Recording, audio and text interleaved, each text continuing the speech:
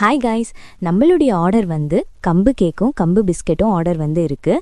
Already வந்து ராகி கேக்கும் ராகி பிஸ்கெட்டுமே கேட்டிருந்தாங்க. சூப்பராக டேஸ்ட்டாக இருக்குன்னு சொன்னாங்க. நம்மக்கிட்ட மறுபடியும் வேறு ஃப்ளேவர் என்ன இருக்கான்னு கேட்டாங்க. நம்மக்கிட்ட கம்பு இருக்குன்னு சொன்னோம். ஸோ அப்போ அதுலேயே வந்து எனக்கு வந்து சூப்பராக ஒரு கேக் செஞ்சு கொடுங்கன்னு சொன்னாங்க. நம்ம எக்கும் நாட்டு சர்க்கரையும் எவ்வளோ நல்லா பீட் பண்ணுறோமோ அது பொறுத்து கேக் ரொம்ப சாஃப்டாக வரும். சில பேர் சொல்கிறாங்க, நான் வந்து மைதா யூஸ் பண்ணுறேன், மில்லட் சொல்லிட்டு நான் மைதா யூஸ் பண்ணால் நான் மைதா கேக்குனே போடுவேன், மில்லட்னா நான் மில்லட்னே சொல்லுவேன். இதில் எனக்கு பேக்கிங்கில் போய் சொல்லணும்னு எந்த அவசியமே இல்லை.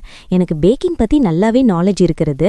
நம்மளுக்கு ஒரு ஆர்டர் வந்திருக்கு, புதுசாக நம்ம செய்யாத கேக் எங்களுக்கு வந்து இருக்குன்னா ஃபஸ்ட்டு ட்ரையலில் கொஞ்சம் பேக் பண்ணி அதை டேஸ்ட் பண்ணிவிட்டு நல்லா இருந்துச்சுன்னா தான் ஆர்டர் எடுப்போம்.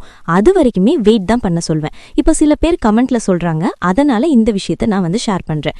இது மாதிரி பேக் பண்ணி எடுத்துட்டு கட் பண்ணும்போது ரொம்ப சாஃப்டாக இருந்துச்சு. இன்னொருத்தவங்க சத்து மாவில் எனக்கு வந்து ப்ரௌனி செஞ்சு தாங்க, பால்வாடி சத்து மாவில் செஞ்சு தர சொன்னாங்க. நம்மளுமே அதில் ப்ரௌனி செஞ்சு கொடுத்தது, அதுவுமே டேஸ்ட்டாக இருந்துச்சு.